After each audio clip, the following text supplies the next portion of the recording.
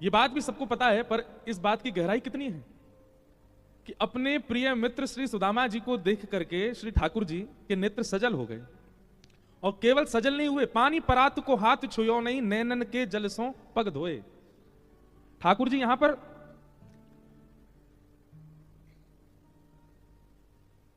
चरण प्रक्षालन कर रहे हैं सुदामा जी का। शुकाचार्य जी महाराज वर्णन करते हैं, अग्रही सिरसा राजन भगवान लोक पावन। भगवान ने केवल आंखों के अश्रुबिंद से चरण धोए नहीं है, अपने अश्रुबिंदुओं से चरण धो करके जो चरण प्रक्षालन जल था उसको मुख से लगाया, उसका पान किया, और पान करने के बाद जो शेष जल था उसको अपने सिर पर डाल के एक सूक्ष्म स्नान मात्र कर लिया ठाकुर जी ने। इससे एक बात समझ आती है, पहली बात तो ठाकुर जी कितने करुणा में आ गए होंगे सुदामा जी को देख के। पान करने योग्य जल मिल जाए, स्नान करने योग्य, सिर पर धारण करने योग्य जल, तो जल की मात्रा भी तो अधिक होगी, और वो जल भी साधारण नहीं है, ठाकुर जी के अश्रुबिंद। तो सबसे पहली बात तो यहां ये प्रकट होती है कि ठाकुर जी की कितनी करुणा हुई सुदामा जी को देख करके, कि ठाकुर जी कितने रोए कि आचमन करने योग्य, सिर पर धारण करने योग्य जल प्राप्त हुआ।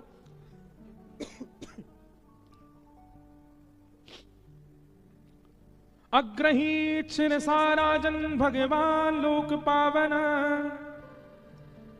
व्यलिंपद दिव्य गंधेन चंदना गुरु कुंकुमयी। ये सामान्य द्वारिकाधीश नहीं है।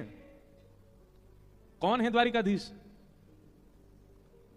चरणों से निकली गंगा प्यारी, जिसने सारी दुनिया तारी, उन चरणों के में शीश नवाऊं, हे गिरधर तेरी आरती गाऊं।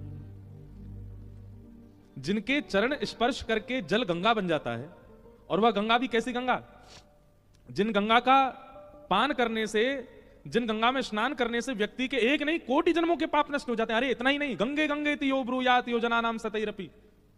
बहुत ध्यानपूर्वक सुनिएगा, योजनों दूर से यदि कोई गंगा गंगा गंगा गंगा कहकर के पुकारे, मुच्यते सर्व पापेभ्यो, तो भी उसके पाप नष्ट हो जाते हैं। क्यों है गंगा की इतनी महिमा? क्योंकि वो ठाकुर जी के चरणों से निकली है।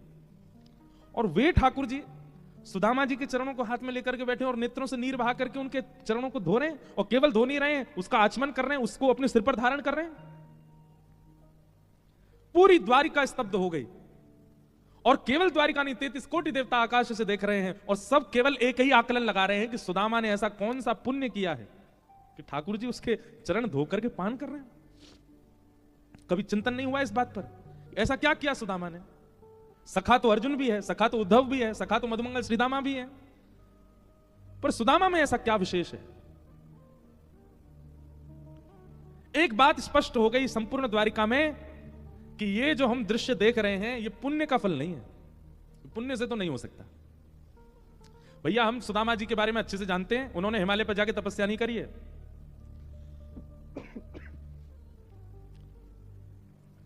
हम सुदामा जी के बारे में अच्छे से जानते हैं कि वो कोई व्रत नहीं कर रहे हैं, उनके घर में धन है नहीं, अन्न है नहीं, इसलिए भूखे रहते हैं। ना कोई व्रत किया, ना कोई तप किया, ना कोई जप किया, ना कोई पुण्य किया। ऐसा क्या किया है सुदामा जी ने कि जो इस स्थिति की दृष्टा पूरा विश्व बन रहा है। जब सुदामा जी के चरण धो दिए ठाकुर जी ने, आदि आदि सब लीला हो गई, और जब सुदामा जी चले गए तब सब द्वारिका के लोगों ने भगवान को बिठाया, द्वारिकाधीश को बिठाया, और द्वारिकाधीश जी से पूछा कि आपने सुदामा जी के चरण अपने अश्रुबिंदुओं से धोए, उसके बाद आचमन किया, हो ना हो आप परमात्मा हैं, और परमात्मा अगर कोई क्रिया कर रहा है तो निश्चित है कि उसके पीछे कुछ तो उस व्यक्ति ने किया है जिसका फल उसको इस प्रकार से मिला। वैसे तो भक्त के लिए बहुत कष्टदायी है कि आप नीचे बैठे और भक्त ऊपर बैठे, पर फिर भी सुदामा की ऐसी कौन सी बात थी जिस पर आप इतने रीझ गए? ठाकुर जी के नेत्र सजल हो गए, और सजल नेत्रों से भगवान कह रहे हैं कि सवई सत्कर्मणा साक्षात् द्विजातेरित संभव, आद्योंग यत्राश्रमिणाम यथाहम ज्ञान दो गुरु। बहुत ध्यानपूर्वक सुनिएगा, ठाकुर जी कह रहे हैं बहुत बहुत लंबा भगवान वाच, ठाकुर जी ने बहुत बड़ा प्रवचन किया यहां पर, मैं तो केवल एक भाव बता दे रहा हूं। ठाकुर जी कह रहे हैं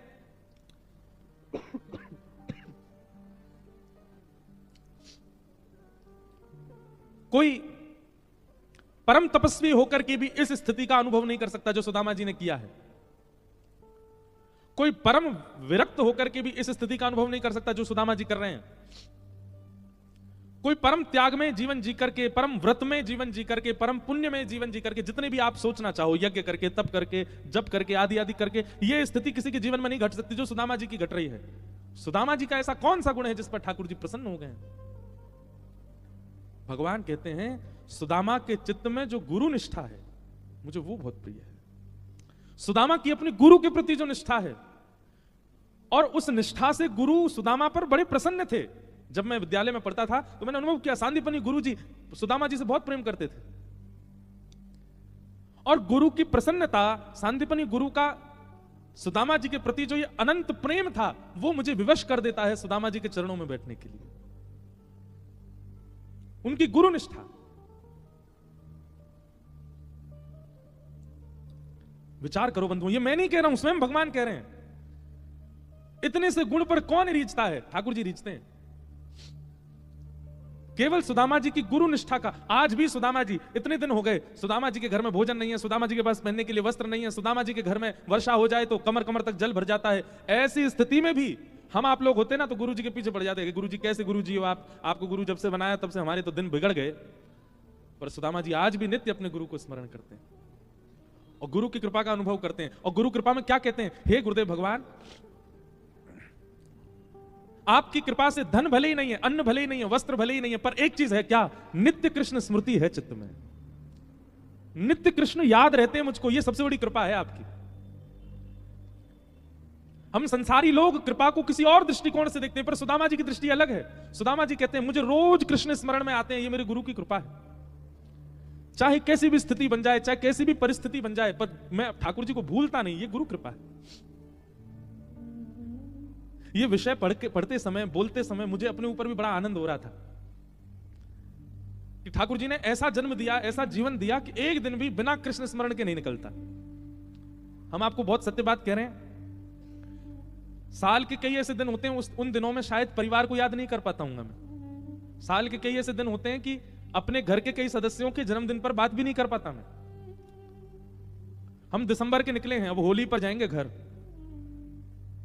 घर की विस्मृति बन जाएगी, प्रियजनों की विस्मृति बन जाएगी, मित्रों की विस्मृति बन जाती है, पर एक भी दिन ठाकुर जी की विस्मृति के बिना नहीं निकलता है। ये बहुत बड़ी कृपा है, ये गुरु की कृपा है। एक दिन भी ठाकुर जी के बिना नहीं निकलता, ये बहुत बड़ी कृपा है। सुदामा जी महाराज इस बात को कहते हैं, अयम ही परमो लाभो उत्तम श्लोक दर्शनम। भैया देखो, आप लोग द्वारिका आए ना, यहाँ द्वारिका लीला ही चलेगी 7 दिन, कभी सुदामा चरित्र, कभी विवाह का प्रसंग, कभी कुछ। अब हम स्वच्छंद हैं, खूब आनंद से खुल के बोलेंगे, इसलिए सुनिए, सब जगह नहीं होती है ऐसी बात। सुदामा जी नित्य कहते हैं मेरे गुरु की बहुत बड़ी कृपा है मुझ पर। और वो कृपा किस चीज में देखते हैं कि चाहे जैसी परिस्थिति परिवार की हो जाए, पर मैं कृष्ण को कभी नहीं भूलता, मैं द्वारिकेश को कभी भूलता नहीं। और इस भावना से श्री सुदामा जी रोज अपने गुरु का स्मरण करते हैं। आज वही सुदामा जी जैसे ही द्वारिका आए हैं, ठाकुर जी ने जैसे सुदामा जी को देखा, देखते ही ठाकुर जी के नेत्र बंद हुए और सुदामा जी की सारी परिस्थिति दिखने लगी। खाने के लिए अन्न नहीं है, पहनने के लिए वस्त्र नहीं है, रहने के लिए घर नहीं है, बच्चों को खिलाने के लिए अन्न नहीं है, पढ़ाने के लिए साधन नहीं है, पत्नी को देने के लिए साड़ी नहीं है। और ऐसी स्थिति में भी सुदामा रोज प्रसन्न चित्त होकर के अपने गुरु को प्रणाम करता। आपकी बहुत बड़ी कृपा है मुझ पर। क्यों? भले ही कोई साधन मेरे पास नहीं है। अरे व्यक्ति के पास में एक साधन ना हो, हम लोग अगर रोज श्रीमन नारायण भगवान का स्मरण करते हैं, रोज अपने गुरु की अष्टाक्षरी माला करते हैं, एक दिन अगर बुखार आ जाए हमको, गुरु जी आज बुखार आ गया, आज माला नहीं कर पाएंगे हम, क्षमा करना गुरु जी। घर में एक चीज विपरीत हो जाए, एक चीज, तो हम सबसे पहले क्या करते हैं? ठाकुर जी के लिए जो नियम बनाए उसका त्याग सबसे पहले करते हैं हम लोग। सब जानते हैं इस बात को। घर में एक भी चीज विपरीत आ जाए तो हमारे अंदर सबसे पहले जहन में क्या बात आती है? घर के जो बेचारे सेवक होते हैं उनसे कहते हैं तुम ठाकुर जी को देख लेना, हम बहुत, अब घर में ये काम आ गया, हमको जाना पड़ेगा। सबसे पहले ठाकुर जी को भूलने का काम करते, पर सुदामा जी नहीं। अन्न नहीं है, जल नहीं है, वस्त्र नहीं है, कुछ भी नहीं है, फिर भी रोज अपने गुरु को प्रणाम करके धन्यवाद कहते हैं। हे नाथ, इतनी विपरीत परिस्थिति होने के बाद भी मैं द्वारिकेश को कभी भूलता नहीं हूं। ये मेरे गुरु की बहुत बड़ी कृपा है। मैं अपने मित्र को, सखा को कभी नहीं भूलता। श्रीमद् भागवत जी में कभी सुदामा चरित्र पढ़ के देखिए, भगवान ने सिंहासन पर नहीं बैठाया सुदामा जी को, उस पर्यंक पर बैठाया जिस पर रुक्मणी और श्री कृष्ण दोनों विराजमान होते हैं। इतना साम्यवर्ती। एक होता है कि आपने अपनी चेयर पर बैठा दिया, पर एक होता है कि आपने अपने घर की गद्दी पर ही बैठा दिया। सुदामा जी को वहां बिठाया ठाकुर जी ने जहां रुक्मणी कृष्ण दोनों विराजमान होते हैं। उस आसन की ओर देख नहीं सकता कोई और, वहां ठाकुर जी ने सुदामा जी को बिठाया। और केवल सुदामा के अंदर क्या है? गुरु निष्ठा। भगवान ने यहां पर 1 2 3 4 5 6 7 8 9 10 11 12 13 14 15 16 श्लोकों में केवल सुदामा जी की प्रशंसा, और उस प्रशंसा में केवल एक बात, सुदामा की गुरु निष्ठा। अद्भुत है। उस गुरु निष्ठा पर ठाकुर जी प्रसन्न हो गए। हमारे श्री द्वारिकाधीश प्रभु के अंग सेवी और हमारे बड़े प्रिय, जिनका आशीष खूब प्राप्त होता है, श्री चित्रांग पुजारी जी पधारे हैं श्री द्वारिकाधीश जी के यहां से। सब श्रोताओं की ओर से, व्यास मंच से हमारे पूज्य चित्रांग जी को बहुत बहुत वंदन, बहुत बहुत अभिनंदन। जय।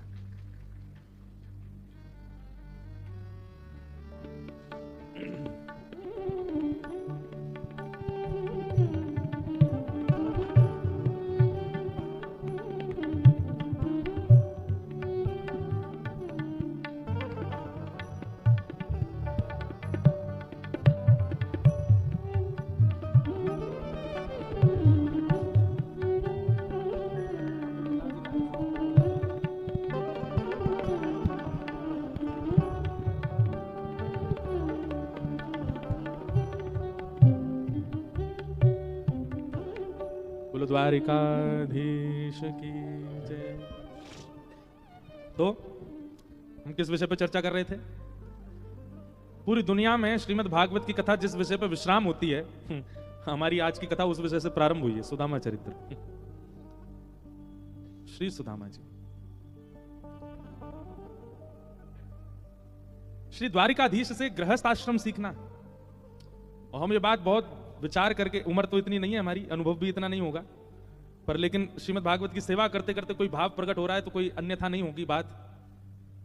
हर गृहस्थ आश्रमी को द्वारिका आना चाहिए और श्री द्वारिकाधीश जी से एक सहज और सुगम गृहस्थ आश्रम कैसे निभे उसकी कामना करनी चाहिए। द्वारिकाधीश सिखाएंगे। सुदामा जी पर कृपा की ठाकुर जी ने, केवल किस लिए?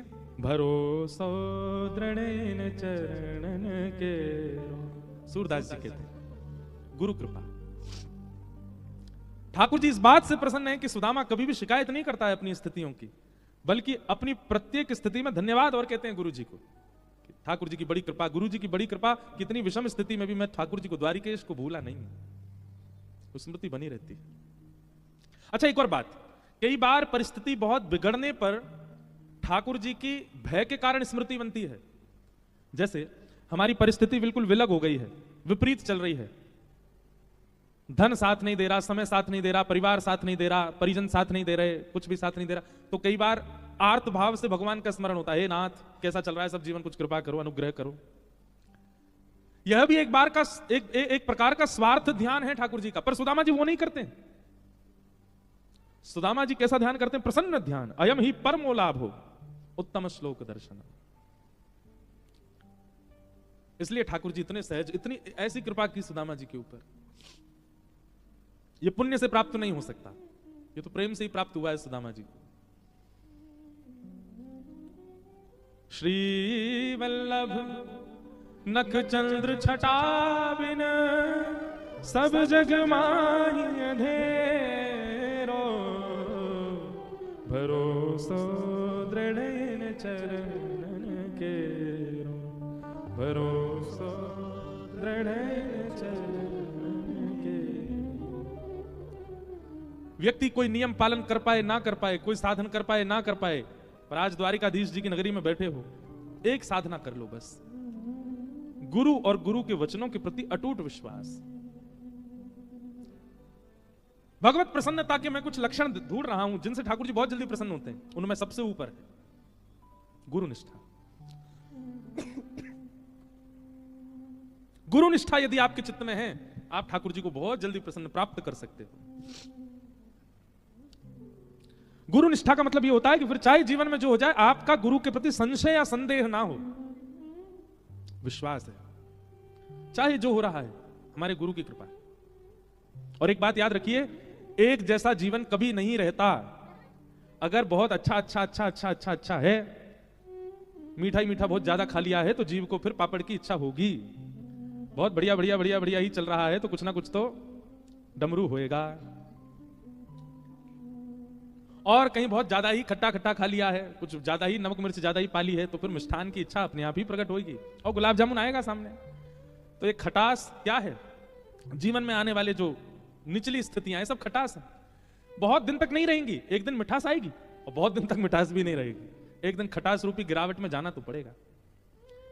इसलिए स्थितियां सारी आएंगी जीवन में। उन स्थितियों में गुरु के प्रति जो निष्ठा है वो कभी बिगड़े ना, वो ठाकुर जी देखते हैं।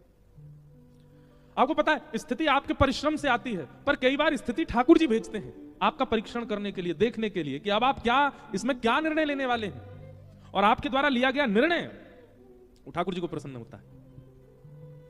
नरसिंह मेहता इतने भोले, हमारे उनके भोलेपन पर ही हमारे द्वारिकाधीश इतने प्रसन्न। नरसिंह मेहता के बेटा का ब्याह हुआ निश्चित, मैं कथा में सुनाया करता हूं, बड़ी सुंदर कथा है। तो जैसे ब्याह निश्चित हुआ, तो अब नरसिंह मेहता बेचारे सामान्य, लेकिन जिस कन्या से बेटा का ब्याह होना था वो कन्या के पिता बड़े धनवान। और नरसिंह मेहता का कीर्तन इतना प्रसिद्ध था और नरसिंह मेहता की भक्ति इतनी प्रसिद्ध थी कि वो जिस नगर में जाते थे सब लोग उनको वंदन जरूर करते थे। तो इसी वंदन के भाव में देख करके एक नगर सेठ ने अपनी बेटी का ब्याह नरसिंह मेहता के पुत्र से पक्का कर दिया। ये बढ़िया चित्र लगवा दिए भक्तों के, आते रहेंगे याद कोई ना कोई। तो बहुत देर से नरसिंह मेहता जी कह रहे थे, बोले आए हो गुजरात, जूनागढ़ पास ही है, हमारा नाम थोड़ा ले लो द्वारिकाधीश जी के चरणों में। अभी सब लगभग प्रयास करूंगा, जितने हैं सबके चरित्र आए।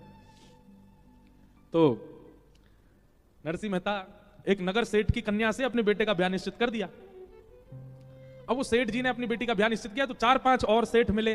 उन्होंने कहा हमने सुना आपने अपनी बेटी का ब्याह पक्का कर दिया। तो सेठ जी बोले हाँ कर दिया। बोले किससे किया? बोले नरसिंह मेहता से, उनके बेटे से। तो एक सेठ बोला पूरी दुनिया में आपको वही मिला, हमने अपना बेटा इतनी बार प्रस्ताव दिया आपको वो नहीं सुहाया। नरसिंह मेहता के बेटे से क्या आपने अपनी कन्या का ब्याह निश्चित कर दिया? अरे वो कीर्तनकार है, भले ही उनका बहुत नाम है सम्मान है, पर भैया घर में व्यवस्था नहीं है। तुम्हारी बेटी राजघराने जैसे रहने वाली, उनके घर में कैसे निभेगी? और शास्त्र आज्ञा करते हैं बेटी का विवाह सदैव अपने से ऊंचे कुल में ही करना चाहिए। सेठ जी, नरसिंह मेहता की स्थिति ऐसी नहीं है कि आपकी बेटी को एक समय भी प्रेम से पवा सके। आप तो भाव में करिए इस संबंध पक्का। और सेठ जी बोले सच में ऐसा? बोले हाँ, नरसिंह मेहता की स्थिति तो ऐसी है। बोले अब क्या करें, हमने तो पक्का कर दिया। बोले पक्का ही तो किया, ब्याह थोड़ी हुआ है। ब्याह हो जाए तो बात अलग है, अभी पक्का ही तो हुआ है, तोड़ दो संबंध। सेठ जी बोले ऐसा अच्छा नहीं लगता ये तोड़ना। अभी आज का समय थोड़ी था, आज के समय में तो कुछ भी संभव है, पर उस समय पे लोग संकोच करते थे। नरसिंह मेहता बड़ा संकोच करें कैसे, वो सेठ जी बड़ा संकोच करें, कैसे मना करूं मैं एक बार हाँ कहने के बाद। तो एक सेठ जी ने बड़ा दिमाग लगाया, बोले सुनो एक काम करो। बोले क्या? एक पत्र लिखो और पत्र में लिखो कि हमारी बेटी को ब्याहने के लिए जब आओ तो ऐसी बारात लेके आना। कैसी बारात लेके आना? बोले 100 तो हाथी हों, 200 घोड़े हों, 50 प्रकार के बैंड बाजे हों, और जितने बाराती आमे सबके गले में सोने के मणि माणिकों के हार, नवलखा के हार हों। जितने बाराती आमे सब बड़े सुंदर दिखने वाले हों, सबकी अचकनें इतनी महंगी हों, आदि आदि। ये सब पत्र में लिख करके आप नरसिंह मेहता को भेज दो। नरसिंह मेहता जैसे ही पत्र देखेगा और सोचेगा इतनी व्यवस्था तो हम कर ही नहीं सकते, अपने आप खुद ही तोड़ देगा संबंध, आपकी बेटी सुरक्षित हो जाएगी। हाँ बोले ये बात ठीक है, व्यवस्था इतनी बता दो कि सामने वाला पहली हाथ खड़ा कर दे। पत्र लिखा महाराज, उसमें 100 हाथी। सेठ जी बोले 100 नहीं 200 ही कर दो सीधे, देखते ही हिल जाए नरसिंह मेहता। 200 हाथी कर दिए, 400-500 घोड़े कर दिए, और उन घोड़सवार हाथी सवार बढ़िया ऐसी अचकन हो, नवलखा के हार हो, आदि आदि सब विस्तार से 3-4 पत्रों में भर करके भेज दिया। पत्र लिख करके, पत्र को बढ़िया बंद करके और ऊपर लिख दिया जय श्री कृष्ण, भेज दिया। नरसिंह मेहता बैठे अपना कीर्तन कर रहे थे, तभी पत्रकार लेकर के आया पत्र। और आकर के बोला महाराज आपके लिए पत्र आया। नरसिंह मेहता बोले दिखाओ। पत्र देखा, पत्र के ऊपर लिखा था जय श्री कृष्ण। बोले ए सुनो इधर आप, इस पे क्या लिखा है? बोले जय श्री कृष्ण। बोले जय श्री कृष्ण लिखा है, कहीं पर भी जय श्री नरसिंह लिखा है? नरसिंह मेहता लिखा है? कहीं नहीं लिखा। तो मेरा पत्र क्यों हुआ? जय श्री कृष्ण लिखा है, इसका मतलब ठाकुर जी का पत्र है, मेरा पत्र नहीं है ये। और भैया किसी और का पत्र तो खोलना भी नहीं चाहिए, जिसका पत्र वही देखेगा। नरसिंह मेहता ने खोला ही नहीं, डर दिया ठाकुर जी के। ठाकुर जी आपके किसी प्रेमी ने आपके लिए पत्र भेजा, बड़ा भारी पत्र है, अब मैं तो इसको खोलूंगा नहीं नाथ। और आप तो बड़े लीलाधारी हो, क्या पता रुक्मणी जी के मन में कोई भाव आ गया हुए हैं, उन्होंने कोई पत्र भेज दिया हो, क्या पता जामवती सत्यभामा सब द्वारिका में है, आपसे कोई लीला कर रही हो इसलिए पत्र भेजा। मैं तो नहीं पढ़ूंगा ठाकुर जी, आपका निज पत्र है, देख लीजिएगा इसमें क्या लिखा है। और पत्र धर दिया, खोला ही नहीं। ठाकुर जी मन ही मन सोच रहे नरसिंह 200 हाथी लिखे इसमें, खुल तो ले एक बार। पर नरसिंह मेहता तो ठाकुर जी को छोड़ दिया। अब यहां सेठ जी ने कुछ दिन प्रतीक्षा करी कि नरसिंह मेहता संबंध तोड़ने का कुछ भाव करेंगे, पर नरसिंह मेहता की तरफ से तो कोई प्रस्ताव ऐसा आया नहीं। सेठ जी ने बीच में एक बार किसी को भेजा, बोले जाके देख पूछ के आओ नरसिंह मेहता तैयारी कर रहा है क्या। तो कोई गया, जाकर बोला बोले हम तुम्हारे बेटे का जहां संबंध वो वहीं से आए हैं, वो लोग पूछ रहे हैं सब तैयारी। हाँ सब तैयारी चल रही है महाराज, हम बारात लेके आएंगे, उनसे कह दीजिएगा कोई चिंता की बात नहीं। उस व्यक्ति ने जाके कहा तो उनको सेठ जी को विश्वास हो गया, जो जो हमने लिखा वैसी ही बारात आएगी। अब नरसिंह मेहता के बेटे के ब्याह का समय आया, बारात के लिए घोड़ी लेने गए। एक बेचारी घोड़ी बूढ़ी हो गई थी, मरणासन अवस्था में थी, कुछ ही दिन में उसके जो है प्राण जाने वाले थे, उसको तो लेके आए। बारातियों के पास गए तो बाराती उल्टा कर्जा बोले हमारा कर्जा है, तुम पहले वो चुकाओ फिर जाएंगे। नरसिंह मेहता के बेचारे 4-5 बाराती हो गए, उनमें भी 1-2 अंधे थे, 2-3 ऐसे थे जो बिना किसी सहारे के चल ही नहीं पा रहे, ऐसी तो बारात। नरसिंह मेहता लेकर निकले अपने पुत्र की बारात। घर में विराजमान ठाकुर जी बेचारे मन में सोचने लगे, मेरे नरसिंह ने पत्र मेरे चरणों में रख दिया, ये कह के कि आपका पत्र है, आप जानो, अब तो मुझे ही जानना पड़ेगा। और जो जो पत्र में लिखा था सब ठाकुर जी ने देख लिया। हमारे श्री द्वारिकाधीश तुरंत बलराम जी के पास गए, दाऊ दादा चलो। बोले कहां? बोले बारात में जानो। बोले कौन की? एक हमारे भक्त के लाला की बारात में जानो, चलो। और यदुवंशियों को सबको तैयार कर दिया महाराज। इसी कलिकाल में ऐसे सुंदर सुंदर हाथी, हाथियों के ऊपर रत्न जड़ित सिंहासन, उन सिंहासनों पर सुंदर सुंदर राजा बैठे हैं, दुनिया भर के घोड़े, उन घोड़ों पर सुंदर यदुवंशी बैठे हैं। यहां से कुछ घोड़े आ रहे हैं, इधर से कुछ हाथी आ रहे हैं। इतने में बीच में जाने कौन आकर के वो बूढ़ी सी जो घोड़ी चल रही थी उसको हटा के बढ़िया सी घोड़ी पर उनके पुत्र को बैठा दिया। नरसिंह मेहता सोचने लगे हमारा पुत्र घूमता रहता, उसके मित्र वित्र ही आ रहे होंगे सब। देखते ही देखते नरसिंह मेहता को क्या पता, वो तो कीर्तन करते हुए चल रहे थे। जैसा जैसा पत्र में लिखा था वैसी ही बारात निर्मित होती चली गई। दूर दूर तक महाराज देखें तो राजकुमारी राजकुमार चल रहे हैं, सब यदुवंशी। वो सेठ जी जिनकी पुत्री से ब्याह होना था, उनसे किसी ने जाके कहा, बोले नरसिंह मेहता के पुत्र की बारात आ रही है। बोले यहां से नहीं दिखेगी, किसी पहाड़ी पे ऊपर चढ़ के चोटी पे से देखनी पड़ेगी, इतनी विशाल बारात है। बारात जाकर के देखी महाराज, ऐसे ऐसे हाथी, ऐसे सुंदर उनके दांत, ऐसे सुंदर घोड़े, ऐसे सुंदर राजकुमार। और उस बारात में सबसे आगे जब देखा तो नरसिंह मेहता का पुत्र एक घोड़ी पर बैठ करके चल रहा है, और एक तरफ साक्षात श्री बलराम जी और दूसरी तरफ श्री द्वारिकाधीश नृत्य करते हुए बारात लेकर के जा रहे हैं। क्यों? नरसिंह मेहता ने समर्पण कर दिया। ठाकुर जी के मन को समझो, ये कथाओं के द्वारा क्या करना है, ठाकुर जी के व्यवहार को, ठाकुर जी के मन को, ठाकुर जी की स्थिति को समझ लो और वैसे बन जाओ। जो जो उनको प्रिय लगता है वो प्रिय वस्तु अपने चित्त में लाना प्रारंभ कर दो। जैसा व्यवहार उनको अच्छा लगता है वैसा व्यवहार करने लग जाओ। जो आहार उनको प्रिय लगता है वो आहार पाने लग जाओ। जैसा वस्त्र उनको प्रिय वैसे पहनने लग जाओ। ये कथाएं किस लिए होती हैं? ये पितृ मुक्ति के लिए, ग्रह शांति के लिए, व्यापार वर्धन के लिए। ये सब नहीं है, ये सब आप अपने कर्मों से कर सकते हैं। ये तो केवल भगवत प्राप्ति के लिए कथा है। और भगवत प्राप्ति कब होगी? जब जिससे संबंध बनाना पहले उसको जान तो लो वो है कैसे। आज हमने क्या सीखा? ठाकुर जी को गुरु निष्ठा बहुत प्रिय है, तो अपने गुरु के प्रति निष्ठा प्रगाढ़ कर लो। दूसरा क्या देखा? ठाकुर जी को भोलापन जैसा नरसिंह में है वो बहुत प्रिय है। भोले बन जाओ, सरल बन जाओ।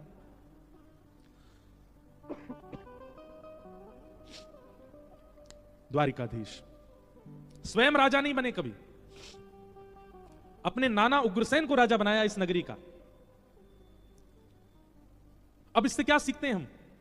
पदवी मिलने के बाद भी उस पदवी का त्याग करना, ये ठाकुर जी से सीखो। पदवी त्याग करने का मतलब क्या है? ठाकुर जी ने पदवी का त्याग करके कोई पूरा दायित्व डाल दिया हो उग्रसेन के ऊपर? नहीं, उग्रसेन केवल राजा बने बैठे हैं, राजाओं की सारी क्रिया ठाकुर जी करते हैं। मतलब पदवी को नहीं स्वीकार किया, पदवी पर जो श्रम करना चाहिए वो सारा श्रम ठाकुर जी ने किया। ऐसा वर्णन आता है कि द्वारिकाधीश रोज शाम को निकलते हैं, पूरी द्वारिका में भ्रमण करते हैं, और जब जाते हैं तो इतना प्रेम भर के, स्नेह भर के पूरी द्वारिका नगरी को देखते हैं कि उनकी दृष्टि मात्र से सब आनंद में आ जाते हैं, सब प्रसन्न होने लग जाते हैं, पूरी नगरी में भ्रमण करते हैं। ऐसे हमारे द्वारिकाधीश ग्रह के लिए समय, राज्य के लिए समय, मित्रों के लिए समय, संतों के लिए समय अलग से ही निकाल के रखते हैं, अपनी नित्य क्रिया के लिए समय। आज भी द्वारिकाधीश संध्या उपासन करते हैं नित्य।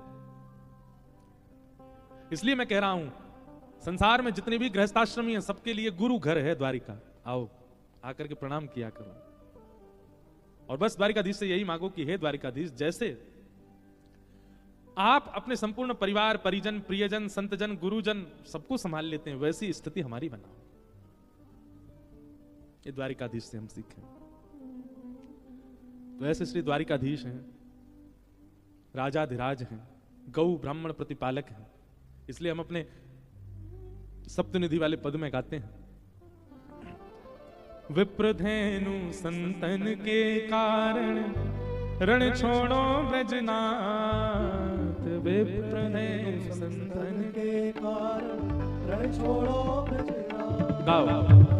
विप्रधेनु संतन के कारण रण छोड़ो ब्रजनाथ, विप्रधेनु संतन के कारण रण छोड़ो ब्रजनाथ। ठाकुर जी ने रण क्यों छोड़ा? क्योंकि जरासंध ब्राह्मणों को अनुष्ठान पर बिठा करके आया है, और कहीं ना कहीं जरासंध ने यह भी कहा है कि अगर ठाकुर जी इस बार मुझसे नहीं हारे तो मैं गौ ब्राह्मण संत इनको मारना प्रारंभ कर दूंगा। ठाकुर जी ने मन में विचार किया कि गौ ब्राह्मण संत सबकी रक्षा हो, ऐसी क्रिया हमें करनी है। सबकी रक्षार्थ ठाकुर जी रण छोड़ के गए। विप्रधेनु संतन के कारण रण छोड़ो ब्रजनाथ, विप्रधेनु संतन के कारण रण छोड़ो ब्रजनाथ। कहां आए? गोमती तट द्वारवती पधारे, गोमती तट द्वारवती पधारे, गोमती तट द्वारवती पधारे, गोमती तट द्वारवती पधारे। कहलाए द्वारिका नाथ वृंदावन मेरो वृंदावन, वृंदावन मेरो वृंदावन, देश वृंदावन मेरो वृंदावन, वृंदावन मेरो वृंदावन। गोमती तट द्वारवती पधारे, गोमती तट द्वारवती पधारे। कहलाए द्वारिका नाथ वृंदावन मेरो वृंदावन, वृंदावन मेरो वृंदावन, देश वृंदावन प्यारो वृंदावन, वृंदावन मेरो वृंदावन। विप्रधेनु संतन के कारण रण छोड़ो ब्रजनाथ, गोमती तट द्वारवती पधारे। शास्त्रों में द्वारिका का नाम द्वारावती, द्वारवती कहलाए द्वारिका नाथ। ठाकुर जी आए रण छोड़ करके, और आकर के समुद्र नारायण भगवान से कहने लगे, हमको स्थान दे दीजिए अपना भवन बनाने के लिए, हम अपने यदुवंशियों के साथ यहां रहना चाहते हैं। समुद्र नारायण चरणों में गिर गए, बोले भगवान आप तो आज्ञा करो, आप आज्ञा कीजिए, आप निवेदन क्यों कर रहे हैं? पर यह ठाकुर जी का स्वभाव है, सबको मान देते हैं। समुद्र के तट पर भी आकर के समुद्र नारायण से कह रहे हैं कि आप हमको स्थान दो। भगवान चाहें तो भ्रगुटी टेढ़ी करके कहीं भी रह सकते हैं, पर नहीं, समुद्र नारायण आप हमको स्थान दीजिए। इसीलिए विष्णु सहस्त्र नाम में मान देना भगवान का एक नाम भी है, सबको मान देते हैं। समुद्र भगवान से कह रहे हैं हमको स्थान दे दो, और तब समुद्र के बीचों बीच एक स्थान प्रकट हुआ। तब विश्वकर्मा को भगवान ने आज्ञा की कि आप एक नगरी बनाओ। तो विश्वकर्मा जी ने कहा कैसी नगरी बनाए, कैसी चौखट हो, कैसी खिड़की हो, कैसे झूमर हो, बताओ इंटीरियर बताइए कैसा चाहिए आपको। दुनिया के लोग अपने लिए घर बनाते हैं तो इंटीरियर और एक्सटीरियर दोनों डिजाइन करवाते, पर हमारे ठाकुर जी ने द्वारिका का ऐसा इंटीरियर करवाया। इंटीरियर कैसा होता है, या फिर खिड़की गेट ऐसे बनाए जाते हैं, आंधी आए तो धूल मिट्टी भीतर नहीं आ जाए, वर्षा का पानी भीतर नहीं आ जाए, कीड़े मकोड़े डेंगू नहीं आ जाए भीतर, ऐसा घर बनवाते हैं। मुंबई में रहते हैं आप लोग, तो मुंबई में तो इतनी इतनी ऊंची बिल्डिंग होती है, फिर भी मच्छर पहुंच जाते हैं ऊपर। मच्छर भी वहां पर ऊंची उड़ान भरने वाले हैं, फिर भी डेंगू हो ही जाता है लोगों को। एक है हमारे प्रिय सज्जन, उन्होंने सबसे बड़ी बिल्डिंग में सबसे ऊपर वाले फ्लोर पर करोड़ों खर्चा करके घर लिया। तो हमारे पिताजी बोले आपने इतना ऊपर घर क्यों लिया? बोले महाराज जी मच्छर नहीं आएंगे इतने ऊपर, उनकी क्षमता नहीं इतनी ऊपर आने की। बेचारे 2 महीना बाद डेंगू हो गया, उनको हॉस्पिटलाइज्ड थे। पिताजी बोले कैसे हो गया? इतने ऊपर घर लिया था, पूरा जीवन की जमा पूंजी सब खर्च कर दी फ्लैट लेने में कि हमको मच्छर नहीं खा जाए, कहां से हो गया? जैसे जैसे कलयुग बढ़ता जा रहा है, कीड़े मकोड़े भी हाईटेक होते जा रहे हैं। ठाकुर जी से कहियो कि ऐसे बढ़िया वाले पंख लगाओ ठाकुर जी, चाहिए आसमान में पहुंच जाए, मुंह काट जाऊं। अरे एक बार तो फ्लाइट में मच्छर आ गया था, मैंने कहा बता, ये भी विदाउट टिकट वीजा ट्रेवल कर रहा है, यहां पे भी लोगों को मलेरिया मार रहा होगा। तो सब लोग अपना घर बनवाते हैं अपनी इच्छानुसार, पर सीखो। श्री द्वारिकाधीश जी विश्वकर्मा से कहते हैं ऐसी नगरी का निर्माण करो जहां कभी किसी दैत्य का आगमन ना हो। मथुरा में आक्रांताओं ने बहुत आक्रमण किया, दैत्यों ने आक्रमण किया, राक्षसों ने आक्रमण किया, पर ठाकुर जी ने ऐसे भवन का निर्माण करवाया कि जहां पर केवल या तो वैष्णव आमे, या तो केवल भक्त आमे, या तो केवल विप्र आमे, किसी भी दैत्य बुद्धि या दैत्य स्वभाव वाले व्यक्ति का प्रवेश ना हो, ऐसी नगरी बनाओ। घर ऐसा निर्माण कीजिए जहां वैष्णव ही आवे, जहां भक्त ही आवे। अगली बार घर का निर्माण ऐसा ही कीजिए, अब जब भी बनाओ, अब बन चुका हो तो कोई बात नहीं, जिसके आवरण को देख के, जिसके औरे को देख करके, जिसके एंट्रेंस को देख के, जिसका द्वार देख के, जिसकी दहली देख करके वैष्णव प्रसन्न हो जाए और उनका बार बार आने का मन हो। लोग ऐसा घर बनाते हैं कि रिश्तेदार, नातेदार, मित्र पार्टी करने वाले बार बार आवे, वो नहीं उसी के घर चलो, वहीं पे बढ़िया वाली पार्टी होती है। ऐसा नहीं, एक बार कोई वृंदावन से ब्रजवासी आ गए हो, एक बार कोई वैष्णव आ गए हो, एक बार कोई संत आ गए, तो वो बस नक्की करते हैं अगली बार हम जब भी इस नगर में आएंगे रुकेंगे आपके यहाँ, तब समझो कि आपका घर बनाना सार्थक है। ठाकुर जी ने ऐसा ही बनाया, द्वारिका का निर्माण ऐसा ही किया है, श्रीमद् भागवत जी में लिखा है।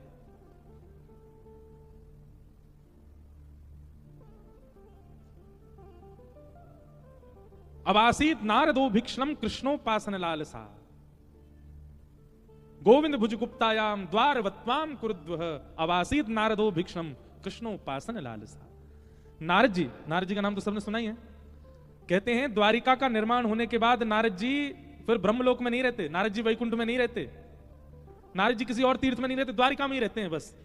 नारद जी हों, बड़े बड़े ऋषि हों, बड़े बड़े संत हों, बड़े बड़े महापुरुष हों, ये सब द्वारिका में ही रहते हैं। और क्यों रहते हैं? बोले द्वारिका में सबको इतना सुख मिलता है, सुबह उठते ही ठाकुर जी पांचजन्य शंख बजाते हैं तो ठाकुर जी के शंखनाद की ध्वनि मिलती है। जैसी ध्वनि आती है वो ध्वनि ऐसी लगती है मानो जैसे वृंदावन के किसी कुंज बीथन में ठाकुर जी वंशी बजा रहे हों। वो प्रेम उन्माद प्रकट करने वाली ध्वनि, सबसे पहला सुख। दूसरी बात, यहां भोर होते ही, इसका नाम द्वारिका क्या है? द्वारी द्वारी कम ब्रह्म। किसी भी घर का द्वार खोलो, द्वार खोलते ही सामने ब्रह्म का दर्शन होता है। मतलब द्वारिका के लोग जब अपने घर के द्वार खोलते थे तो कहीं ना कहीं से ठाकुर जी दिख ही जाते थे, पूरे नगर में भ्रमण करते ठाकुर जी। द्वारिका की एक विशेष बात है कि यहां पर ठाकुर जी किसी वाहन पर नहीं घूमे। हाँ, वृंदावन में और द्वारिका में थोड़ा एक अंतर है, हमारी और चित्रांग जी की नोकझोंक चलती रहती है इस बात पे। हम कहते हैं वृंदावन बढ़ो, ये कहें द्वारिका बढ़ो। वृंदावन में भी ठाकुर जी विचरण करते हैं, द्वारिका में भी ठाकुर जी विचरण करते हैं, पर वृंदावन में विशेषता क्या है? वृंदावन में ठाकुर जी पादुका नहीं पहनते, बिना पादुका के अपने अनावृत चरणों का स्पर्श देते हैं पृथ्वी को। भ्रमण ठाकुर जी द्वारिका में भी करते हैं पर पादुका पहन के करते हैं। अभी भी पहन रखे होंगे, अब तो मोजा भी पहन रखे होंगे, जबकि यहाँ सर्दी है नहीं, ऐसी चल रहा है। लेकिन हमारा लाला ब्रज कोई है ना, नेकादवा को सर्दी तो लगे ही है। तो द्वारिका में ठाकुर जी भ्रमण करते हैं और उस भ्रमण में नित्य ठाकुर जी का दर्शन हो जाता है। इसलिए नारद आदि ऋषि संत ये लोग कहीं और नहीं रहते हैं, ये सब द्वारिका में ही रहते हैं। और द्वारिका में क्या करते हैं? बोले कृष्णोपासन लालसा, किसी ना किसी भाव से दर्शन हो जाता ठाकुर जी का। एक और बात, जितने भी संत रहते हैं द्वारिका में, ये सब लोग भिक्षा लेने जाते हैं। भिक्षा लेने वाले संत द्वार पर जाते हैं, मंजीरा बजा कीर्तन करते हैं, भीतर से कोई माताएं बहनें लाएंगी प्रसाद, वो झोली में ले जाते हैं, उसी को पाते हैं। अब तो ऐसा नहीं होता, मुंबई में तो होता ही नहीं होगा, पर हमारे वृंदावन में आज भी होता है। भिक्षा मांगते हैं संत जन, मधुकरी मांगने आते हैं। तो द्वारिका में जितने भी संत रहते हैं ये स्वयं भोजन थोड़ी बनाते हैं, स्वयं चूल्हा थोड़ी सिद्ध करते हैं, सब भिक्षा याटन करते हैं। पर द्वारिका की विशेषता यह है कि यहां पर किसी अन्य के घर से भिक्षा नहीं मांगी जाती, सब जाते हैं केवल द्वारिकाधीश के घर। लंबी लाइन लगती है संतों की, सब कीर्तन करते हैं मंजीरा बजा के, भिक्षा दे दो। और भिक्षा लेके कोई और नहीं, स्वयं द्वारिकाधीश आते, रोटियां लेके आएंगे, बढ़िया सुंदर साग लेके आएंगे, किसी को आटा दाल चावल लेके आएंगे, सबको अपने हाथों से पवाते हैं। संत महापुरुष आते तो भिक्षा लेने, पर ठाकुर जी की रूप माधुरी की भिक्षा लेकर के आनंदित हो जाते हैं और दिन रात बस उसी चिंतन में रहते हैं। तो द्वारिका में बहुत सुख दिया ठाकुर जी ने, वैष्णवों को, परिवारी जनों को, भजनानंदियों को, विरक्तों को, सबको बहुत सुख दिया ठाकुर जी ने। इसलिए कृष्ण दर्शन की लालसा यदि चित्त में हो तो दो स्थान पकड़िए, या तो ब्रजमंडल या द्वारिका। आपको साधना सिद्ध करनी है तो आप बद्रीनाथ जाइए, आपको तप सिद्ध करना है तो बद्रीनाथ जाइए, आपको भजन सिद्ध करना है, आपको भोजन सिद्ध करना है तो आप जगन्नाथपुरी जाइए, आपको परिक्रमा सिद्ध करनी है, अपना कोई योग बल सिद्ध करना है तो दक्षिण के मंदिरों में जाइए। पर आपको केवल और केवल कृष्ण प्राप्ति की भावना है तो या तो द्वारिका आ जाओ या ब्रजमंडल आ जाओ, या तो उस स्थान पर जाइए जहां से ठाकुर जी की लीला प्रारंभ हो रही है, ब्रज वृंदावन, या फिर उस स्थान पर आइए जहां ठाकुर जी अपनी लीला को विश्राम देते हैं, श्री द्वारिका। ये दो स्थान। मीराबाई, भक्तिमती मीराबाई ने जीवन भर ठाकुर जी को भजा, पर उनको भगवत प्राप्ति द्वारिका में ही हुई। नरसिंह मेहता, उनको भगवत प्राप्ति श्री द्वारिका में ही हुई। कितने महापुरुषों के ऐसे नाम हैं जिनको द्वारिका में ही दर्शन हुआ है ठाकुर जी का। इसलिए द्वारिका अति श्रेष्ठ है। ऐसी द्वारिका को हम बारंबार प्रणाम करते हैं, बारंबार वंदन करते हैं। तो ये नित्य की द्वारिका के प्रसंगों से कुछ कुछ प्रसंग लीजिएगा और याद रखिएगा, उद्देश्य केवल प्रेम है, पुण्य नहीं। उद्देश्य केवल प्रेम है, तप नहीं। उद्देश्य केवल प्रेम है। उस प्रेम के भाव से ही आप कथा सुनिए, उस प्रेम के भाव से द्वारिका में रहिए। क्या पता इन 7 दिनों में वही शंख चक्र सुदर्शन धारी चतुर्भुज रूप धारी श्री ठाकुर जी आपको द्वारिका की किसी गली में। अच्छा, एक चीज आपने देखी, अभी हम नाथद्वारा से आ रहे हैं, ठाकुर जी जहां भी विराज रहे हैं ऐसा हो ही नहीं सकता कि वहां सकरी गली ना हो। आप नाथद्वारा चले जाओ, वहां पे भी छोटी छोटी गली। आप द्वारिका आ जाओ, यहाँ पे भी छोटी, और देखो जहां पे भी ठाकुर जी विराज गैया जरूर मिलेगी। डाकोर जी चले जाओ, वहां पे भी छोटी छोटी गली। द्वारिका में, डाकोर जी में, जगन्नाथपुरी अब तो वहां बड़ी कर दी, पर फिर भी छोटी गलियां वहां पर भी हैं। ठाकुर जी चाहे जहां चले गए, पर उनको ब्रज का वह कुंज भाव बहुत प्रिय लगता है ना। कुंज मतलब जहां सूर्य की किरण स्पष्ट ना पाती हो, कुछ ना कुछ आड़े आ जाता हो, उसको कुंज कहते हैं। ठाकुर जी ऐसी कुंज सब जगह बनवा देते हैं। नाथद्वारा में बनी, द्वारिका में बनी, जगन्नाथपुरी में बनी, डाकोर जी में बनी, वृंदावन तो प्रसिद्ध है कुंज गलियों के लिए। जब यहां गत वर्ष ठाकुर जी का उत्सव हुआ तो ब्रज द्वारिका मिलन महोत्सव, तो उसमें मैंने ब्रज द्वारिका के कई भाव कहे। उसमें हमने एक भाव और कहा, यहाँ जो चतुर्भुज है ना ठाकुर जी का, इसमें 2 भुजा किशोरी जी की हैं और 2 भुजा ठाकुर जी की हैं। वैसे तो ठाकुर जी और श्री जी एक ही हैं। जो वाम अंग है किशोरी जी का, ठाकुर जी का, वो किशोरी जी हैं, और दाहिना अंग जो है वो ठाकुर जी हैं। पर द्वारिका में ठाकुर जी के ऊपर दायित्व बढ़ गया। पारिवारिक रक्षा, राष्ट्र रक्षा, ठाकुर जी दोनों यहां विराज रहे हैं, कोई विलग नहीं है। तो ब्रज वृंदावन कहीं ना कहीं ठाकुर जी जहां भी जाते हैं वहां समय। और सबसे बड़ी बात, श्री जगन्नाथ रूप भले ही विराजमान है पश्चिम में, जगन्नाथपुरी पश्चिम हुआ कि पूर्व हुआ है? पूर्व हुआ ना, और ये पश्चिम हुआ। श्री जगन्नाथ जी भले ही विराजमान है पूर्व में, पर जगन्नाथ जी का प्रादुर्भाव स्थल श्री द्वारिका, द्वारिका में प्रकट हुए श्री जगन्नाथ जी। रोहिणी मैया ने ऐसी कथा सुनाई कि श्री ठाकुर जी का ये रूप प्रेम विगलित हो गया, और उस प्रेम विगलित रूप को जब नारद जी ने देखा तो नारद जी ने कहा, ना ठाकुर जी मुख पिघल गया, हाथ पिघल गए, चरण पिघल गए। तो ठाकुर जी ने कहा, नारद जी इस रूप को अपने चित्त में बसा लीजिए। ये रूप कलिकाल में एक धाम के रूप में श्री जगन्नाथपुरी में विराजमान होगा। इंद्रद्युम्न राजा पर कृपा करने के लिए मैं एक रूप धारण करूंगा, तब इसी रूप को वहां विराजमान करना। नहीं तो श्री जगन्नाथ भगवान का सबसे पहले वह रूप प्रकट कहां हुआ? द्वारिका। अनेक महिमा है, अनेक बातें हैं श्री द्वारिका जी की, सब हम करेंगे, सब हम भाव रखेंगे। आज प्रथम दिवस है कथा का, महात्म के 1-2 श्लोक कहकर के फिर कथा को विराम दें। और कल से भैया 3 बजे से कथा को आप सब लोग आइएगा। हमारा तो एक भाव और था, हम हर बार द्वारिका आते हैं बंधे ही रह जाते हैं कथा के भाव में। पहली कथा करी तब भी हम बंधे रहे, फिर लाल जी का उत्सव किया तब भी निकल नहीं पाए। ऐसे एक भाव था कि इस बार कथा हम सुबह के सत्र में करें ताकि पूरे दिन डोलें, सब जगह जाएं, दर्शन करें, बेट द्वारिका जाएं, द्वारिका जी जाएं, नागेश्वर जाएं, एक दिन सोमनाथ भाग जाएं। पर अब जैसे बंग जी की और पूरे परिवार का मन होगा वैसे करेंगे। उनका मन होगा कि नहीं सुबह ही शाम को करेंगे, फिर सुबह भागा करेंगे। पर रुकने वाले तो नहीं है इस बार हमको द्वारिकाधीश जी का खूब सुंदर दर्शन करना है, सब जगह जाना है। तो जैसा क्रम रहेगा, ये समय भी हमारे लिए उपयोगी है, सुबह वाला भी उपयोगी, जो आप लोगों को उचित लगेगा वैसा समय। लेकिन कल का समय 3 बजे से ही है, तो कल तो आप 3 बजे ही आना, फिर अगर कुछ परिवर्तन करना होगा तो हम बता देंगे। भगवान ने यहाँ पर कई बाल लीलाएं भी की हैं द्वारिका में, उन सब का भी उद्घाटन करेंगे कथाओं में। ठाकुर जी कभी कभी चोरी करवे को मन भयो है, ठाकुर जी ने रास बिहार भी किया है, ठाकुर जी ने कई मधुर भावों को भी प्रकट किया है। अब आदत तो ब्रज की रहेगी, भले ही गुजरात में आ जाए बदल थोड़ी जाएंगे, भाव तो सब ब्रज के ही रहेंगे ठाकुर जी। भले ही गुजरात वाले, गुजरात में इतना मिष्ठान भोजन ही तब से प्रारंभ हो गया जब से ठाकुर जी आए यहाँ पे। जब से हमारे मीठे मीठे ठाकुर जी आए, तब से यहाँ के सब प्रसादियों में मिष्ठान। अच्छा एक बात और बताएं, हमारे ठाकुर जी आए, अब थोड़ी ना खिंचाई करें द्वारिका वालों की, वैसे तो एक ही बैठे हैं यहाँ पे। ठाकुर जी को इतनी याद आती वृंदावन की, सुबह बाल भोग में तो थोड़े से उदास बैठे रहते, राजभोग में तो थोड़े से उदास बैठे रहते, रात्रि ब्यारू भोग में भी उदास रहते। इसलिए गुजरात के लोगों ने सोचा इनको कैसे प्रसन्न किया जाए, इसलिए सब्जी में भी मीठा, दाल में भी मीठा, रोटी में भी मीठा, छाछ में भी मीठा, सब में मीठो मीठो डालो कि ठाकुर जी पिए तो नहीं प्रसन्न तो हो जाएंगे। तो ये मिष्ठान का जो प्रसाद में भाव आया ना, वो हमारे ठाकुर जी को प्रसन्न करने के लिए यदुवंशियों ने ये प्रकल्प किए, तभी से गुजरात में मीठा ही मीठा बनता है। वो सब भाव से ठाकुर जी पाते हैं। तो ऐसी द्वारिका में आए हैं, आप नित्य आइएगा, ताकि नित्य द्वारिका का पहले महिमा मंडन होगा और फिर महिमा करने के बाद में फिर ब्रज की महिमा से उसको धो दिया जाएगा। यही तो आनंद है, यही तो सुख है, और कुछ तो करेंगे। हमारे द्वारिकाधीश आए हैं।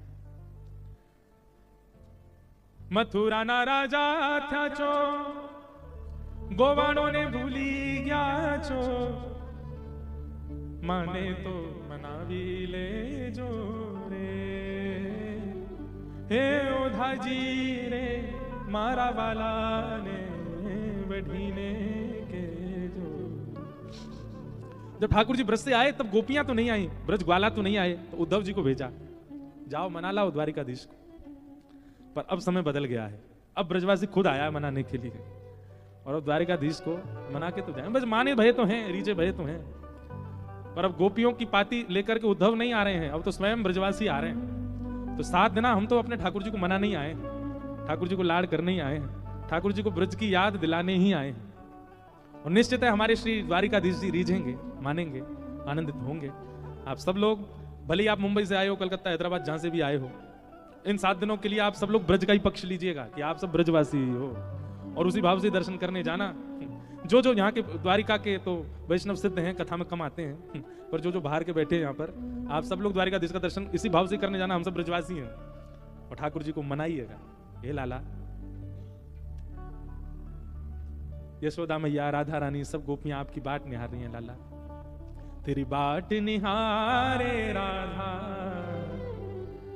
तेरी बाट निहारे राधा, सवरिया आजा रे आजा, सवरिया आजा। सिर पर है गौरस की मटकी, तेरे दरस हित पथ में अटकी, आजा रे चित चोर गवारे, ठाड़ी तेरी गुजरिया, सवरिया आजा रे आजा, सवरिया आजा। तेरी बाट निहारे राधा, सवरिया आजा रे आजा, सवरिया। कभी कभी हमको लगता है नाथद्वारा वाले, द्वारिका वाले कहीं हमको पकड़ के किसी दिन बंद नहीं कर लें किसी कमरा में। हम नाथद्वारा गए, वहां जाके भी हम यही कह रहे, हम गोवर्धननाथ जी को ले जाने आए हैं, श्रीनाथ जी वापस गिरिराज जी में कब विराजेंगे। और द्वारिका आके भी हम यही कह रहे, चलो लाला बहुत दिन राज शासन कर लिया, चलो वहीं पे बढ़िया आपको माखन मिश्री पवाएंगे, बढ़िया प्रेम से भोजन करावेंगे। पर ठीक है, हम ब्रजवासी बड़े उदार हैं, हमने जनमानस पर, संसार के लोगों पर उदारता करते हुए ठाकुर जी का एक रूप भेज दिया, जाओ द्वारिका तक चले जाओ, वहां पे भी कृपा कर आओ। एक स्वरूप जगन्नाथपुरी में भेज दिए, एक हिमालय पे भी भेज दिए, एक नाथद्वारा में राजस्थान मध्य में भेज दिए, एक दक्षिण में भी भेज दिए, पौड़ानाथ रंगनाथ भगवान लेटे हैं। पर इन सबको भेजा ब्रजवासियों नहीं है, जाओ ठाकुर जी ने सब पर कृपा कर आओ, केवल ब्रज में क्यों अनुग्रह करो। ब्रजवासी बड़े दानी हैं, बड़े भोले हैं, तो आए तो मनाने हैं, पर लाला अगर रीच के चलवे को राजी भी आ जाएंगे तो हम पर यही कहेंगे, लाला कोई नहीं, बैठे रहो यहीं, आनंद करो, द्वारिका के लोगों पर कृपा करो। और रीझे तो बैठे हैं, अब जाके कहते हैं चल दो, तो रुक थोड़ी सकते हैं, यहाँ पे चल देंगे संग में। लेकिन हम ब्रजवासी बड़े उदार हैं, हम कहेंगे नहीं लाला आप यहीं विराजो, कृपा करो, सब वैष्णवन पे आनंद कराओ। सच्चिदानंद रूपाय विश्वोत्पत्त्यादि हेतवे, तापत्रय विनाशाय श्री कृष्णाय वयं नमः। महात्मा का पहला श्लोक सब लोग बहुत ध्यान से सुने, 1-2 श्लोक सुन के फिर हम कथा को विराम देंगे। भगवान के कितने रूप हैं? 3, सत्य, चित और आनंद। 3 रूप हैं। ठाकुर जी सत्य हैं सबसे पहली बात, दूसरी बात, ठाकुर जी चैतन्य है, सत्य है ठाकुर जी। इस बात को कहने का मतलब है बाकी सब असत्य हैं, केवल ठाकुर जी सत्य हैं। सांचो एक राधा रमन झूठो सब संसार, बाकी सब झूठे हैं, केवल राधा रमन जी सांचे हैं। ठाकुर जी और ठाकुर जी के संबंध की जितनी वार्ताएं केवल यही सत्य हैं, बाकी सब असत्य है। हमारे कई महापुरुष तो ऐसा कहते हैं कि आप जितनी देर कथा सुन रहे हैं ना, आप केवल उतनी देर ही जीवित हो, उसके अलावा तो आप मृतक के समान हो। आप जितनी देर भजन कर रहे हो, जितनी देर नाम जप कर रहे हो, जितनी देर वृंदावन को याद कर रहे हो, जितनी देर द्वारिका को याद कर रहे हो, केवल उतनी देर आपकी सांस गिनी जा रही है, बाकी तो आप मृतक समान हो। मतलब हमारा जीवन भी एग्जिस्ट तभी करता है जब हम ठाकुर जी की सेवा में हैं। अच्छा देखो, एक बात का कभी अनुभव करो, बिना कथा के आप अपने आप को देखिए और कथा में आप अपने आप को देखिए, कितना अंतर है। बिना कथा के एक जगह स्थिर नहीं रह सकते आप, बिना कथा के कलयुग के राक्षस के बिना नहीं रह सकते आप। कलयुग का राक्षस है, कई सारे ब्रांड आ गए हैं अब इसमें भी, ब्रांडेड राक्षस हैं कलयुग में। बताओ, सतयुग त्रेता द्वापर से कलयुग खतरनाक क्यों है ज्यादा, पता है? सतयुग त्रेता द्वापर में तो राक्षस आक्रमण करता है, लोग भागते हैं, पर कलयुग में व्यक्ति कमाई ही इसीलिए करता है कि हम राक्षस को जीवन में ला सकें, हमारे घर में राक्षस आ जाए। ये राक्षस ही तो है। तो इसके बिना आप रह सकते, पर नहीं, आपने पिछले 2 घंटे से फोन तो नहीं उठाया, बिना इसके रह रहे हो। 2024 में कितनी बार आपने फोन यूज नहीं किया, ये अपने आप से पूछिए। एक मैं अभी किसी का इंटरव्यू देख रहा था, उस व्यक्ति की वो बात पूरी दुनिया में इतनी प्रसिद्ध हो गई, क्यों?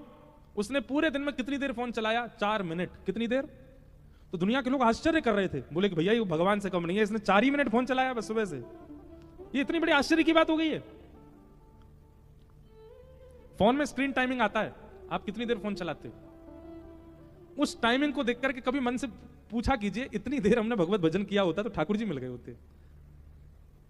इतनी टाइमिंग यदि ठाकुर जी को दे दी होती तो आज श्री द्वारिकाधीश हमको हृदय से लगा के बैठे होते।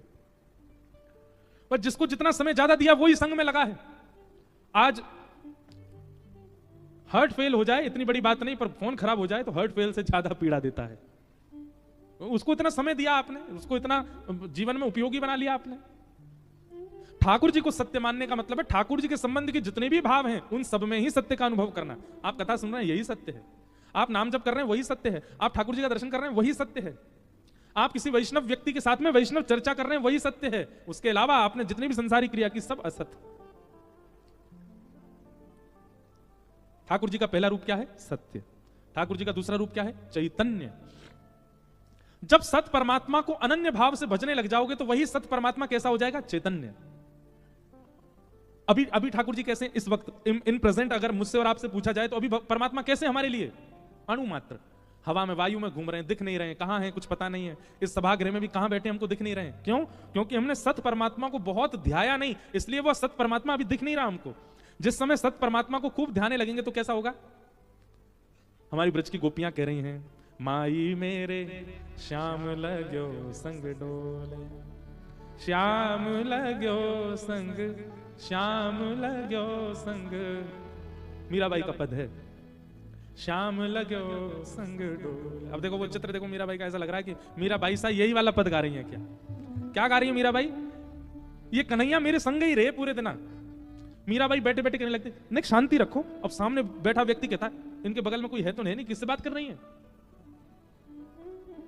पर मीराबाई अकेली नहीं, ठाकुर जी संग रहते हैं। मीराबाई कह रही हैं, जित जाऊं उत ठाड़ो ही पावे, जित जाऊं ठाड़ो ही पावे। मैं जहां भी जाऊं मुझको पहले से ठाड़ो मिले वहां पे। ठाड़ो मतलब समझे ना, ऐसे ठाड़े मिले ठाकुर जी। मीराबाई कहें, अब तो वहां छोड़ के आई, मुझे पहले यहां कैसे आ गए हो?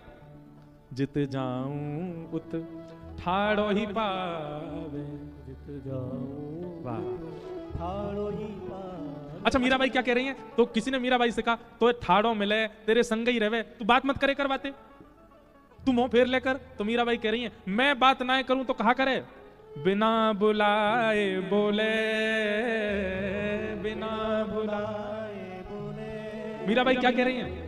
मैं बात ना करूं तो मेरे सामने ही चलता रहेगा। अरे तू मत बोल क्यों ना रही, अरे तू कच कह क्यों ना रही, अरे कचू तो बोल दे, अरे तू गूंगी है गई है, तेरे मुंह में कचू भर गो, तू बोल क्यों ना रही। इतना बोला इतना बोला इतना बोले, मुझे बोलना ही पड़े। बिना बुलाए बोले, बिना बुलाए बोले, शाम लगो संग डोले, माई मेरे श्याम किसी ने कही, बोले तू बोले मत कर और तू देखे भी मत कर बाकी, और जहां दिखे वहीं आंख बंद कर देकर। मीराबाई बोली सुन, तू दुनिया के जितने काम कहेगी सब करने को तैयार हूं, पर ये नहीं कर सकती। क्यों? कहा करूं लोभी मेरे नैना, कहा करूं लोभी। अरे तू बात ना करवे की कहेगी, वो कर लूंगी, ना करूंगी बात। तू कहेगी बाकी सुने मत, कानन में उंगली डाल लूंगी, लेकिन तू कहेगी कि आंख बंद कर ले वाकू देख करके, वो ना ऐसा सके। गोपियां श्रीमद् भागवत में कहती हैं अक्षणवताम फलमिदम न परम विदाम। ठाकुर जी यदि सामने आ गए तो पलकें झपकना भूल जाएंगी, ऐसा रूप है उनका। मीराबाई कह रही हैं कहा करूं लोभी मेरे नैना, कहा करूं लोभी मेरे नैना, हंस हंस घूंघट खोले, हंस हंस घूंघट खोले, श्याम लगो संग डोले, माही मेरे श्याम लगो संग डोले। ये क्या है? ये वही सत परमात्मा जब चैतन्य हो जाता है तो जित देखूं तित श्याम मई, आपको सब जगह अनुभव होने लग जाएगा। भैया हम आपको किसी और का उदाहरण देकर के कितना विश्वास जगाए, हम अपना उदाहरण दे रहे हैं, हम अपनी बातें बता रहे हैं। कल आज आप हमारे पंडित जी से पूछ लीजिए, इतने घनिष्ठता से पाठ कर रहे हैं जो आगे वाले, इनसे पूछ लो। आते ही मैंने क्या पूछा, मैंने कहा एक बात बताओ, कल रात में यहां क्या हुआ था? तो ये बोले क्या हुआ था मतलब? बोले लाल जी को सुलाया कहां था, लाल जी को पवाया क्या था, लाल जी का एसी तो नहीं चलाया था, लाल जी पंखा कितने नंबर पे चला था। अब ये सब बातें क्यों पूछी? कल पूरी रात मुझे नींद नहीं आई, मैं था मुंबई में, पर रात भर छटपटा रहा था, और छटपटाहट में कष्ट नहीं हो रहा था, अच्छा लग रहा था। बार बार नेत्र बंद करके ऐसा लग रहा लाल जी गले से लग रहे हो, लाल जी कंठ से लग गए हो, पर बार बार ऐसा अनुभव हो रहा था कि श्री ठाकुर जी सो नहीं रहे हैं, इसलिए मुझे नींद नहीं आ रही है। और अभी वो मिला नहीं है निष्कर्ष, पर निकालने पे कुछ ना कुछ तो निकल के आएगा। कल कुछ तो गड़बड़ी थी जिस वजह से मुझे नींद नहीं आई, क्योंकि लाल जी की सेवा में कोई कमी रही होगी। सेवा में कमी नहीं रही होगी, थोड़ी बहुत चूक तो सबसे हो जाती है। या तो झारी जी में जल नहीं रखा होगा, या ठाकुर जी को जहां सुलाया होगा वहां चद्दर के नीचे कच्चू सूखे पुष्प पड़े होंगे, चुभ रहे होंगे उनको। अब जब उनको नींद में दिक्कत होती है तो वो क्या करते हैं, अपने सेवक को उठाते हैं, बोले तू कैसे सो रहा हो, तू भी उठ, मोए नींद ना आ रही, तू कैसे सो जाएगा। हमारे द्वारिकाधीश में तो लीला करी हमारे लाल जी ने। पुजारी जी ले गए, यहाँ पे एक बार 3 दिन का सत्र हुआ था, तो चित्रांग जी बोले महाराज जी हमसे कि ठाकुर जी को दे दो, भीतर ही वहीं द्वारिकाधीश जी के संग पौड़ जाएंगे। मैंने कि कोविड का टाइम था। गाड़ी से आए थे हम वृंदावन से द्वारिका, खूब थक रहे थे, बीच में नाथ द्वारा दर्शन करते हुए आए। मैंने कि लाल जी बहुत थक रहे हैं। नहीं नहीं सुवाए दो ठाकुर जी के संग ही, आज द्वारिकाधीश के संग ही सोएंगे। अभी ले गए रात में गर्भगृह में, हम तो जा नहीं सकते, बता दी ऐसे सेज लगा दियो, ऐसे सुवाई दियो भीतर। वहां द्वारिकाधीश जी की सेज लगी, बगल में श्री गिरधर लाल जी विराजे। और सुबह सुबह आपने किसी अन्य पुजारी जी थे जन कौन, उनके हाथ ठाकुर जी भिजवाए। बोले धरो अपने लाला को अपने पास ही, यहीं सुलाना अपने पास ही। बोले क्यों? बोले रात में स्वप्न में ऐसा अनुभव हो रहा द्वारिकाधीश जी से हाथ पांव दबा रहे हैं अपने। बोले मैं बहुत थक हूं, मेरे पांव दबाओ चलो। मेरे हाथ दबाओ, मैं बहुत हार गया हूं, इतनी दूर से गाड़ी से चल के आया हूं। हमारे ठाकुर जी खूब अनुभव कराते हैं। अभी नाथ द्वार में कितने कितने अनुभव हुए, कितनी अनुभूतियां, सब भाव है, अनुभव कराते हैं। आज भी ठाकुर जी कुछ ना कुछ अनुग्रह अनुभव कराते हैं। तो सत परमात्मा चैतन्य कब होता है? जब सत परमात्मा को सत मानने लगोगे। अभी आप सत परमात्मा को मानते तो हो, पर सत स्थिति में नहीं मानते, इसलिए वो चैतन्य का अनुभव नहीं करा पाते, वो चैतन्यता का, सर्वव्यापकता का अनुभव नहीं करा पाते। मीराबाई को होने लगा था, वो जहां देखती थी वहीं ठाकुर जी उनको देखते थे। अब मीराबाई को कोई देख लेता तो कहते पागल है, क्यों ऐसी देख रही हैं, अब एक प्रकाश की ओर देख रही हैं, वहीं देखते देखते उनसे कुछ बात कर रही हैं, और लोग कहेंगे किससे बात कर रही है, पर वहां ठाकुर जी बैठे। पर मीराबाई का यह स्वरूप बहुत अंतरंग गोपनीय होता था, वो सबके सामने उजागर नहीं करती थी। जब सभा होती थी ना तो मीराबाई बिल्कुल ऐसे बैठती थी जैसे कोई बड़ी पढ़ी लिखी और बड़ी सुदृढ़ महिला, लेकिन जब एकांत में होती थी तो किसी से भी चर्चा करने लगती, क्योंकि सब जगह ठाकुर जी होते थे उनके साथ में। हमारे बिहारी जी कैसे प्रकट हुए? स्वामी श्री हरिदास जी महाराज एक कुंज को नित्य प्रणाम करते थे, उस कुंज में कुछ नहीं था। तब आपसे पूछा गया, बोले आप नित्य एक खाली कुंज को प्रणाम करते हैं, वहां क्या है? तब आपने आज्ञा करी, बोले भीतर जाओ। कुंज में भीतर गए तो वहीं देखा प्रिया प्रियतम विहार कर रहे हैं, और वहीं से श्री बिहारी जी महाराज पधारे और आकर के आज भी वृंदावन में विराज रहे हैं।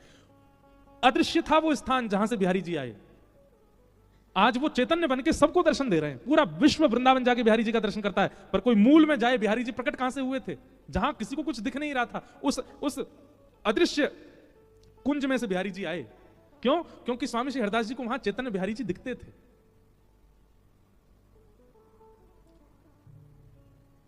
सत्य परमात्मा को सत्य मानने लग जाओ, तब वही सत्य परमात्मा अपनी चैतन्यता का अनुभव कराने लगेगा। और जिस दिन चैतन्यता का अनुभव होने लग गया, उस दिन तीसरे रूप का अनुभव होगा, क्या? आनंद। फिर तो आनंद में ही रहोगे, फिर तो प्रसन्न रहोगे, फिर तो मस्ती में ही रहोगे, फिर तो झूमते ही रहोगे। फिर तो चाहे निद्रा पूरी हो ना हो, भोजन मिले ना मिले, वस्त्र मिले ना मिले, मान हो सम्मान हो अपमान हो, आप आनंद में ही रहोगे। ठाकुर जी प्राप्त हो जाएंगे तो ऐसे रह जाओगे। फिर संसार की व्यवस्था आपको प्रसन्न नहीं करेगी, संसार की अव्यवस्था आपको निराश नहीं करेगी, आप सर्व स्थिति में प्रसन्न रहोगे। ठाकुर जी प्राप्त हो गए तो सच्चिदानंद रूपाय विश्वोत्पत्त्यादि हेतवे, विश्व की उत्पत्ति आदि के जो हेतु हैं, तापत्रय विनाशाय श्री कृष्णाय वयं नमः। ऐसे श्री कृष्ण को, ऐसे श्री द्वारिकाधीश प्रभु को हम बारंबार प्रणाम करते हैं, बारंबार वंदन करते हैं, बारंबार नमन करते हैं।